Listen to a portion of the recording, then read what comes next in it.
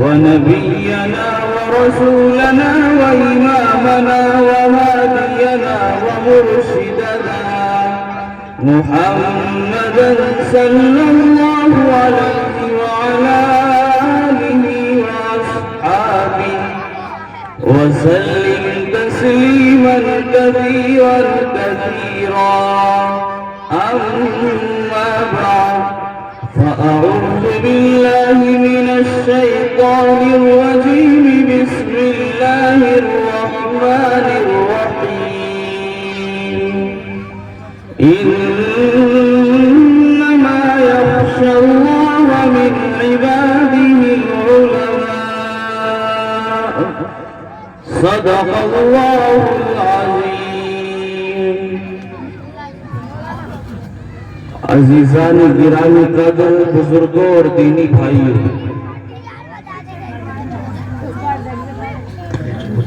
اللہ رب العزت والجلال کا بے پایا کرم اور اس کا انعام و احسان ہے کہ اللہ پاک نے بے دینی اور بے راہ روی کے اس دور میں دین سے دوری، احکامات الہیہ سے غفلت کے اس زمانے میں ہمارے لیے مدارس کا انتصاب اور مدارس کی نسبت مقدر فرمائی، اور اللہ نے ہمیں مدرسوں سے جڑنے کی توفیق پر عمل فرمائی. یہ خدائے وحدہ لا شریک لہ کا ایسا انعام ہے کہ ہم اپنی زبان سے مولائے قدوس کا شکریہ ادا نہیں کر سکتے. ہمارے پاس وہ الفاظ اور تعبیرات نہیں ہیں. لغت کی کتب اس شکریہ کو ادا کرنے سے قاصر ہے جو اللہ کا ہم پر احسان ہے. اس لیے کہ اگر ان مدارس کا وجود ہے، ان مکاتب کا وجود ہے، اللہ والوں کا وجود ہے، علماء کرام ہمارے درمیان ہیں، ہمیں صحیح اور غلط بتانے والے لوگ ہمارے درمیان موجود ہیں، ہمیں قرآن کی تشریح و تفسیر اور حدیث کی تفسیر و تشریح بتانے والے، اس کے معنی اور مفاہیم سمجھانے والے، اس کے مطالب سمجھانے والے علماء، اہل اللہ، عارفین ہمارے درمیان موجود ہیں. تو ہم لوگ صحیح راہ پر چل رہے ہیں. ہمیں پتا ہے کہ کون سے راستے پر چل کر اللہ کو پایا جا سکتا ہے اور کس راستے پر چلنے کے بعد اللہ سے انسان دور ہوتا چلا جاتا ہے. ان ساری باتوں کا ہمیں مدارس، مکاتب، علماء اور اولیاء اللہ کی بنیاد پر پتہ ہے. اور جب ہمیں اس بات کا پتہ ہے کہ ہمیں اپنے پالنہار اور مالک حقیقی کو کیسے پانا ہے، ہمیں اپنے اللہ کو کیسے راضی کرنا ہے، جب تک یہ ساری باتیں ہمارے ذہنوں میں موجود ہیں اور گھر کی ہوئی ہیں، اس وقت تک ہمارا دین، ہمارا ایمان اور ہمارا مذہب سلامت ہے. اور جب مدارس اور مکاتب سمجھانے والے علماء کرام، اللہ کے نیک بندے، اللہ کے دوست ہمارے درمیان نہیں ہوں گے، جب مدارس کا یہ مضبوط و مستحکم نظام و سلسلہ اور مکاتب کا یہ جال قریہ در قریہ، شہر در شہر، محلے در محلے، جب یہ نظام نہیں ہوگا، پھر کوئی یہ بتانے والا نہیں ہوگا کہ میں جس راہ پر جا رہا ہوں وہ راستہ غلط ہے یا صحیح، جب کوئی یہ سمجھانے والا نہیں ہوگا کہ کن کاموں کے کرنے کے بعد انسان اللہ کو پا سکتا ہے اور کن کاموں کے کرنے کے بعد انسان اللہ کی رحمت سے دور مذلت و لعنت میں جا کر گر سکتا ہے. جب تک انسان کوئی باتوں کا علم نہ ہوگا وہ اپنے اللہ کو نہیں پہچان پائے گا. اور نتیجہ یہ ہوگا کہ جب مدارس و مکاتب سمجھانے والے علماء کرام ہمارے درمیان نہیں ہوں گے تو پھر چند سالوں کے بعد ہمارا دین اور ایمان بھی سلامت نہیں رہ پائے گا، اور آئندہ آنے والی نسل کی اور قوموں کی کون گارنٹی اور ضمانت لے سکتا ہے کہ آئندہ آنے والی ہماری نسل اپنے دین کا تحفظ کر پائے گی، اپنے ایمان کو سلامت رکھ پائے گی، وہ اللہ سے ملانے والی راہوں پر چل پائے گی، اور وہ اللہ کا عشق اور جناب رسول اکرم صلی اللہ علیہ وسلم کی محبت اپنے دل میں سما پائے گی؟ کون گارنٹی دے سکتا ہے؟ جب مدارس کا اس قدر مضبوط نظام اور سلسلہ ہونے کے باوجود ہمارے دین و ایمان پر ہر وقت خطرے کی گھنٹی بجتی رہتی ہے اور خطرات کے بادل منڈرائے رہتے ہیں، جب اتنا مضبوط نظام ہونے کے باوجود، علماء کی بڑی تعداد ہونے کے باوجود، جگہ جگہ تبلیغی جماعت کے مراکز ہونے کے باوجود، جب ہم اپنی نسلوں کے دین و ایمان کا، نوجوانوں کے ایمان کا، اپنی بہنوں کے ایمان کا تحفظ نہیں کر پا رہے ہیں، تو میرے ایمانی بھائیوں سوچو، جب مدارس اور مکاتب اور علماء نہیں ہوں گے تو پھر ان کے تحفظ کی گارنٹی کون لے گا؟ پھر ان کا ایمان کون بچائے گا؟ پھر ان کے یقین خدا کو کون سلامت رکھے گا؟ پھر ان کے اعتماد اللہ کو کون بحال رکھے گا؟ کون یہ سمجھائے گا کہ اللہ ادھر نہیں ادھر ملتا ہے، ان کاموں کے کرنے سے تو اللہ سے دور جاتا ہے، اور دنیا کی ترقی بھی اللہ کی اطاعت اور اللہ کی ماننے کے اندر ہے؟ کون سمجھائے گا؟ اس لیے مدارس اور مکاتب کی قدر اس دور میں انتہائی ضروری ہے۔ یوں تو مدارس اور مکاتب کی اہمیت ہر دور میں مسلم رہی، اور علماء کرام نے مدارس کے سلسلے اور نظام کو مضبوط سے مضبوط اور مستحکم سے مستحکم بنانے کے لیے ہر طرح کی کوششیں اور کاوشیں کی، اور عوام نے، امت نے علماء کرام کا ساتھ دیا۔ جس بستی میں مکتب یا مدرسہ نہیں تھا، کوئی ایک عالم ربانی کھڑا ہو گیا، اللہ نے اس بستی کی ہدایت اور رہنمائی کے لیے کسی کو منتخب کیا، چنا، اور اس بستی کے اندر بھیج دیا۔ اس نے اپنی قوم کے نام آواز لگائی کہ او لوگوں، صرف دنیا کے اندر ہی باقی نہیں رہنا ہے، بلکہ دنیا کو ایک دن چھوڑ کر خالق حقیقی اور خلاق کائنات سے ملنا ہے، قادر قیوم اور قائم ذات سے ملنا ہے، اللہ سے ملاقات کرنی ہے۔ اور لوگوں آؤ، ہم کچھ ایسا سلسلہ اور نظام بنائے کہ ہمارے دین و ایمان کا تحفظ ہو سکے، ہم اطاعت خداوندی اور اس کے رسول صلی اللہ علیہ وسلم کی دولت کو اپنے سینے سے لگائے رکھے۔ ہم کوئی ایسا انتظام کرتے ہیں کہ ہمارے ایمان کا بھی تحفظ ہوتا رہے، ہماری بہنوں کے ایمان کی بھی بقا بھی رہے، ہم وار رہے، ہمارے بچوں کے لیے بھی یہ جاننا آسان رہے کہ ہم اس اللہ کے پیدا کیے ہوئے ہیں جس اللہ سے ہمیں ملنا ہے۔ آواز لگائی علماء کرام نے، قوم کے نام، قوم کھڑی ہو گئی، لوگ کھڑے ہو گئے، عوام کھڑی ہو گئی، اور گاؤں اور دیہات اور بستی کے لوگوں نے کہا کہ عالم دین، اے اللہ والے، آؤ مولانا صاحب، ہم آپ کے ساتھ کاندھے سے کاندھا لگا کر آپ کے قدموں کے پیچھے چلنے کے لیے تیار ہیں۔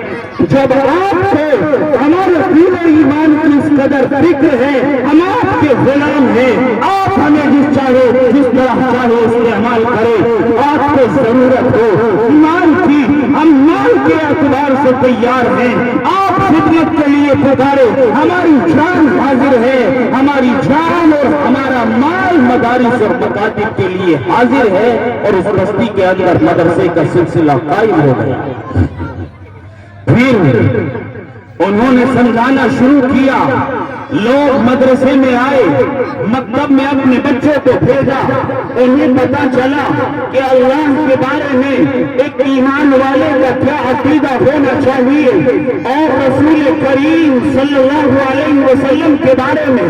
ایک ایمان والے کی کیا سوچ، اس کا کیا خیال ہونا چاہیے، اصحاب پیغمبر کے بارے میں اس کا کیا ذہن اور نظریہ ہونا چاہیے، قرآن کے بارے میں اس کی کیا سوچ اور فکر ہونی چاہیے، انہیں ان باتوں کا پتا چلا اور ان کی سمجھ میں آیا کہ صرف دنیا میں ترقی کر کے انسان کامیاب نہیں ہو سکتا، بلکہ کامیابی کے لیے ضروری ہے کہ اللہ کو پانے والا بن جائے۔ اور علماء کرام سے زیادہ اور امت کا درد اور فکر، ان کی طاقت اور پرہن رکھنے والے ان علماء کرام سے زیادہ اس بات کی اہمیت اور قدر کو کون جانتا ہوگا جنہوں نے 55 کے بعد سے لے کر اپنی زندگی 55 تک اور موت تک ساری مدارس، مکاتب، مساجد، قوم، عوام، امت اور لوگوں کے نام کر دی، جنہیں نہ اپنے رات کے آرام کی فکر ہے، نہ صبح کے اپنے کاموں کی اور اپنے ذاتی اور گھریلو مسائل کی فکر ہے۔ ان کی یہ فکر ہے کہ میرا گھر بنے یا نہ بنے، میرے لیے معاشی اعتبار سے بہترین انتظام ہو یا نہ ہو، لیکن جس بستی کے اندر میں رہتا ہوں جو لوگ میری اس قدر عزت کرتے ہیں کہ گاؤں کا بڑے سے بڑا چوکھی اور جذبہ مجھے دیکھ کر کھڑا ہو جاتا ہے اور سرہانا چھوڑ دیتا ہے، جو لوگ میرے حلقے سے درد کو سن کر اور محسوس کر کے مجھ تشریف لے آتے ہیں، کوئی دوا کا انتظام کر رہا ہے، کوئی کسی انداز میں خدمت کر رہا ہے، جو لوگ ہم سے اس قدر محبت کرتے ہیں، ہمارے لیے ان کے دین و ایمان کا بچانا اپنی ذات کے تحفظ بچانے سے زیادہ اہم ہے۔ ہمارا گھر نہیں بنے گا، آرام و سکون نہیں ملے گا، کوئی بات نہیں، یہ میری ذات کا مسئلہ ہے، لیکن قوم کے نوجوان، قوم کے لوگ اگر دین سے غافل ہو گئے، دین بیزار بن گئے، ان کی زندگیوں میں خدا ترسی نہ رہی، ان کی زندگیوں میں اطاعت خداوندی اور محبت نبوی صلی اللہ علیہ وسلم نہ رہی، تو اس قوم کا کیا ہوگا؟ اس لیے علماء کرام اس وقت جب ہندوستان میں انگریز کی حکومت تھی اور انگریز ابتدا میں ہندوستان کے اندر جب وارد ہوئے، ان کا مقصد تجارت تھا، لیکن انہوں نے آہستہ آہستہ جب یہ دیکھا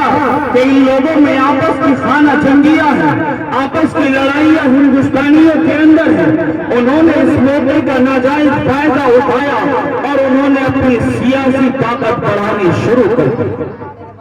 وہ لوگ سیاست اور راجنیتی کے اندر داخل ہو گئے اور انہوں نے اپنی تعداد اور فوج بڑھانی شروع کر دی اور ہندوستان پر قبضہ کرنے اور ہندوستانیوں کو غلام بنانے کی تدبیریں اختیار کرنی شروع کر دی۔ جب لوگ اپنے دین و ایمان پر ڈاکہ ڈالتے ہوئے 7 سمندر پار کے ان لٹیروں کو دیکھ رہے تھے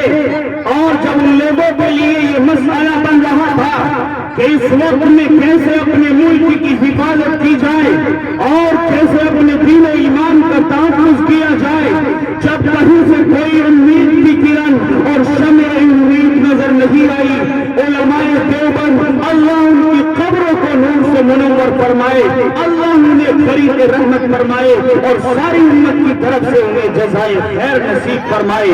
علماء دیوبند ہمارے اکابرین سر جوڑ کر بیٹھے اور سر جوڑ کر بیٹھنے کے بعد مشورہ کیا، مشورے میں یہ بات طے ہوئی کہ اس وقت میں ہمارے لیے ملک کا ایک مسئلہ ہے اور دوسرا مسئلہ ہمارے لیے اپنے دین و ایمان کے تحفظ اور حفاظت کا مسئلہ ہے، لہذا ایسی علمی چھاؤنیاں قائم کی جائے، ایسے مضبوط نظام اور نصاب والے مدرسے قائم کیے جائے، گاؤں پر گاؤں مکاتب کا جال بچھا دیا جائے اور چھوٹے چھوٹے گھروں میں مکتب کا نظام شروع کر دیا جائے، مسجدوں کے اندر پڑھانے کا نظم شروع کر دیا جائے اور عیسائیت کے مد مقابلے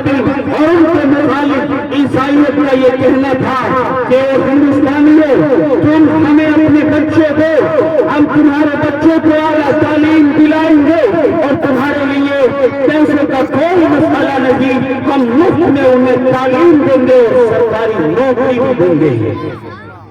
جب علماء نے یہ محسوس کیا کہ اگر قوم کے یہ نوجوان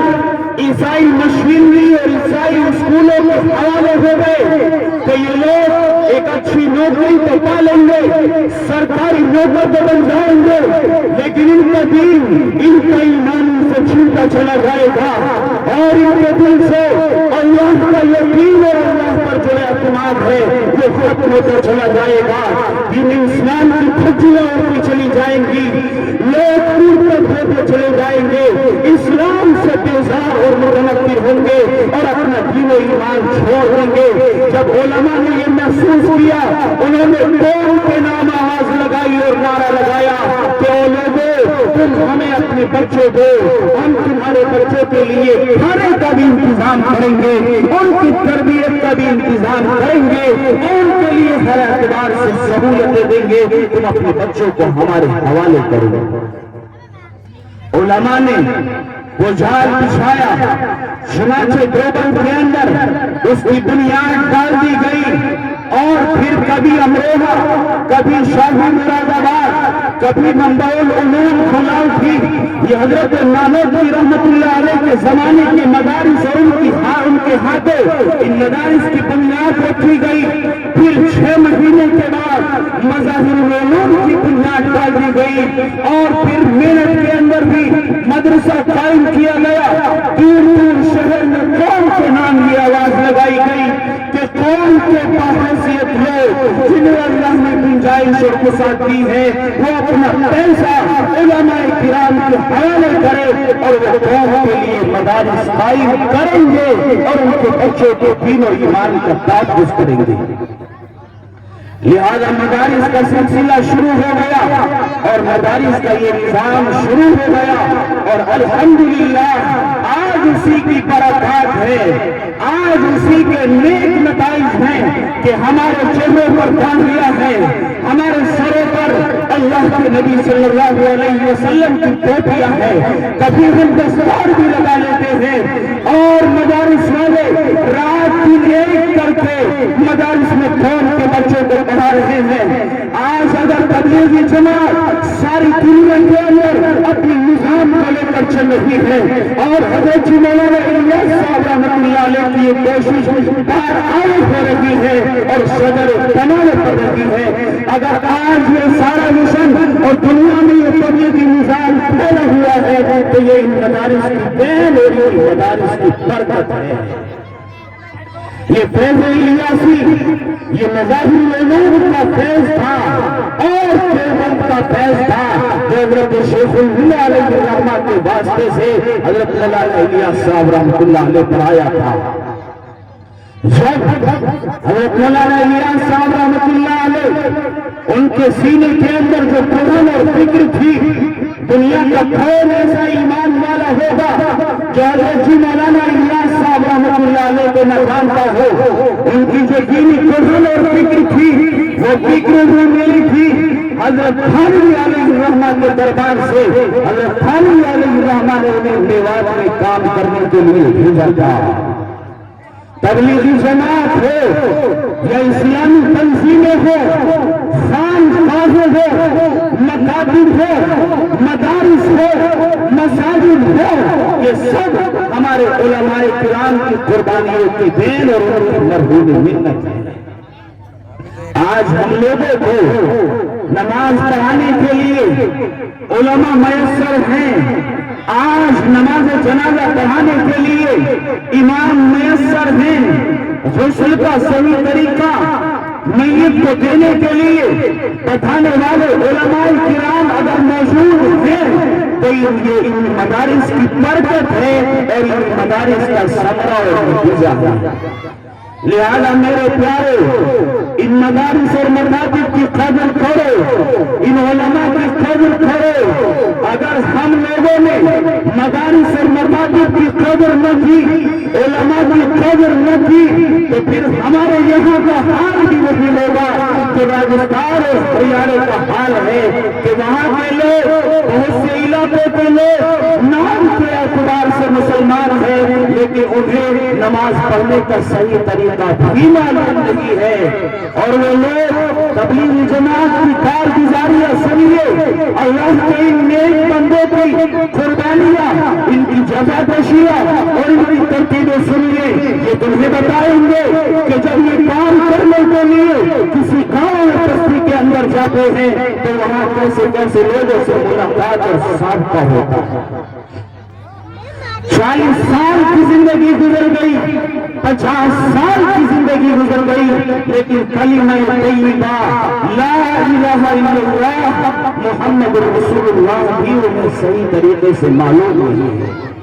انہیں یہ معلوم نہیں ہے کہ ہم کس نبی کی امت میں ہیں اور امت میں ہونے کا کیا مطلب ہے۔ ایک سچا واقعہ، ہابو کے پاس ایک گاؤں ہے، اس گاؤں کا نام ذہن سے نکل رہا ہے۔ جب خادم الاسلام میں ہم پڑھتے تھے تو جو 24 گھنٹے کی جماعت مدرسے سے کام کرنے کے لیے شہر میں اور آس پاس کی بستیوں میں جایا کرتی تھی، صبح ملاقات کے لیے وہ مدارس کے طلبہ جب اس بستی کے اندر نکلے اور انہوں نے کئی بڑی عمر کے لوگوں کو پکڑ کر ان سے سلام و کلام کرنے کے بعد یہ دریافت کیا کہ آپ یہ بتائیں کہ ہمارے اسلام کا کلمہ کیا ہے۔ انہوں نے کہا شرماتے ہوئے کہ ہمیں کلمہ طیبہ یاد نہیں ہے۔ مسلمانوں سوچو، جس کا دعویٰ یہ ہے کہ اللہ کی ذات سب کچھ کرنے والی ہے اور کامیابی، فوز و فلاح اور کامرانی آمنہ کے لال یتیم عبداللہ جناب شاہ رسولہ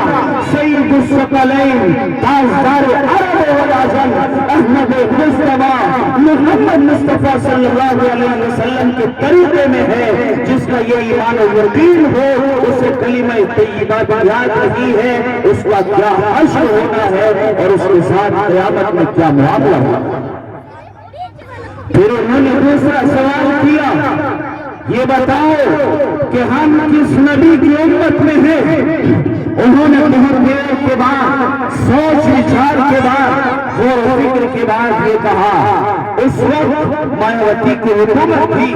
انہوں نے یہ کہا کہ ہم مایاوتی کی حکومت میں ہیں۔ میرے پیارے، یہ ہنسنے کی بات نہیں بلکہ یہ تو خون کے آنسو رونے کی بات ہے کہ جس نبی کی امت میں ہم ہیں، ہم نے اس کے مقام پر ایک خیر کو سمجھ رکھا ہے، اور جسے یہ نہ معلوم ہو کہ ہم جس کی امت میں ہیں اس کے ایمان کا کیا عالم ہوگا اور اس کا ایمان معتبر بھی ہے یا نہیں، اللہ کے یہاں قابل قبول بھی ہے یا نہیں۔ یہ تو ہابو کی بات ہے جہاں بہت سارے مدرسے ہیں، بڑے مدرسے ہیں، یہ اس کے آس پاس کی بستیوں کا حال ہے۔ تو آپ خیال کریں راجستھان اور ہریانہ کے علاقوں کے بارے میں جہاں نہ مدرسے ہیں، جہاں نہ مسجدیں ہیں اور نہ سمجھانے والے علماء کرام ہیں۔ ایک جماعت راجستھان کے ان علاقے میں کام کرنے کے لیے گئی، جب یہ مسئلہ آیا، رمضان گزر گئے اور جب عید کا نمبر آیا تو جماعت کے ان ساتھیوں نے بستی والے لوگوں کو دیکھا اور انہوں نے دیکھا کہ وہ لوگ اپنے اپنے گھروں سے کوئی ڈھول، کوئی کچھ اور سامان، کوئی بانسری، کوئی بجانے کا کوئی اور سامان لایا۔ سارے گاؤں کے لوگوں نے ایک میدان میں اکٹھا ہونے کے بعد ڈھول بجانے شروع کر دیے۔ جماعت کے ساتھی وہاں پہنچے اور ان سے کہا کہ اللہ کے بندے تم یہ کیا کر رہے ہو؟ انہوں نے بتایا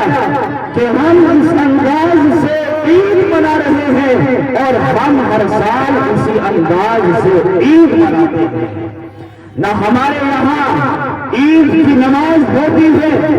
اور نہ ہم غریبوں کی کچھ لوگوں پر مدد کرتے ہیں۔ ہمارے یہاں عید کا لفظ تصور و خیال ہے کہ ساری بستی کے لوگ اکٹھے ہو کر ڈھول بجا کر اور گانے اور ناچنے میں مشغول رہ کر اپنا دن گزار کر اپنے گھر تشریف لے جائیں۔ یہ ان لوگوں کی حالت ہے. خدا نہ کرے کہ ہم پر وہ برے دن آئے اور ہم ان بری گھڑیوں کو دیکھیں اور ہمیں ان برے حالات کا سامنا ہو. مسلمانوں اوقات کے آنے سے پہلے، ان برے لمحات کے آنے سے پہلے، ایمان کو چھو جانے کی پوزیشن میں آنے سے پہلے ہم اپنے ایمان کے بچاؤ کا راستہ اختیار کریں اور ہم یہ طے کریں کہ جو لوگ ہمارے ایمان کے محافظ ایمان کو بچانے والے ہیں، ہم ان کے ساتھ کندھے سے کندھا ملا کر چلے، ان کی آواز پر لبیک کہے. وہ اگر دن میں پکارے تو دن میں حاضر ہو جائے اور رات کے 1 بجے تنہائی اور تاریکی میں پکارے تو ہم رات کے وقت ان کی خدمت میں حاضر ہو جائیں. جب ہمارا علماء کرام کے ساتھ یہ تعلق ہوگا، علماء کرام کو فراغ دلی کے ساتھ دین کی خدمت کرنے کا موقع ملے گا. ورنہ وہ شہر جہاں 800 سال تک مسلمانوں کی بڑی شاندار اور دیکھنے دکھانے کے لائق حکومتیں رہی اور جن کی طاقت کا مقابلہ کوئی عیسائی جماعت یا کوئی یہودی طاقت نہیں کر پائی، ان ملکوں کا یہ حال ہوا کہ آج یہاں اللہ کے نام لیوا شب لوگوں کی تعداد میں ہزاروں کی تعداد میں موجود ہیں، باقی سارا شہر عیسائیت کے اندر تبدیل ہو گیا. یہ وہی علاقے اور شہر ہیں جہاں پہ بھی 20ویں صدی کے اندر بخاری کے مصنف حضرت امام بخاری محمد بن اسماعیل کا جنم ہوا تھا. یہ وہی سرزمینیں ہیں جہاں امام مسلم ابن حجاج القشیری کا جنم ہوا تھا. یہ وہی علاقے ہیں جہاں امام ابو داؤد سجستانی کا جنم ہوا تھا. جنہوں نے ابو داؤد شریف لکھی، یہ امام ترمذی کا علاقہ ہے، بڑے بڑے محدثین کا علاقہ ہے. اور بخارا کا ایک قبرستان تھا جس قبرستان میں دفن ہونے کی شرط بھی یہ تھی کہ اس قبر کے اندر محمد نام کے عالم اور محدث کو دفن کیا جائے گا. اور اس قبرستان میں 500 بڑے علماء کرام کی قبریں تھیں جہاں اتنا علم تھا، علم کے دریا بہ رہے تھے اور وہ لوگ پوری دنیا میں علوم نبویہ کو تقسیم کر رہے تھے. وقت گزرتے حالات کے بدلتے ایسا وقت بھی آیا کہ جب وہاں حضرت الاستاذ محدث عالم پوری قدس سرہ حضرت فرماتے ہیں کہ ہم لوگوں پر ان ملکوں کو سفر کرنے کے لیے گئے اور ہمارا وہاں کا دورہ ہوا. حضرت فرماتے ہیں کہ ہم نے لوگوں سے یہ بات معلوم کی کہ یہاں مسلمانوں کی بستی کہاں ہے، نماز پڑھنے کے لیے مسجد کہاں ملے گی. لوگوں نے ہمیں بتایا قریب میں ایک مسلمانوں کی بستی ہے، آپ کہاں پہنچ جائیں، شاید آپ کو وہاں کوئی مسجد مل جائے اور کوئی مسجد آپ دریافت کر سکے. یہ لوگ وہاں پہنچے، مسجد تو مل نہ سکی لیکن انہوں نے ایک چبوترے پر اور ایک میدان میں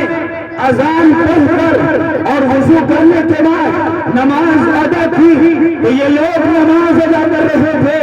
اور اس بستی کے سارے لوگ اپنی چھتوں پر سوار ہو کر اپنی چھتوں پر چڑھ کر ماں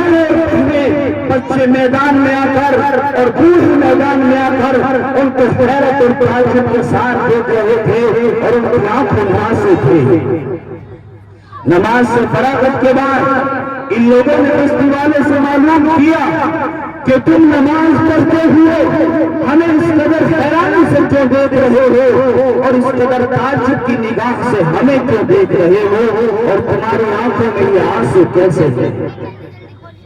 انہوں نے روتے ہوئے بتایا کہ کیا بتائیں، ہم نے ایک زمانے میں اپنے دور کو اس طرح نماز پڑھتے ہوئے دیکھا تھا، وہ اللہ کا نام پکار کر اللہ کے پاک نام کی برکت سے وضو کر کے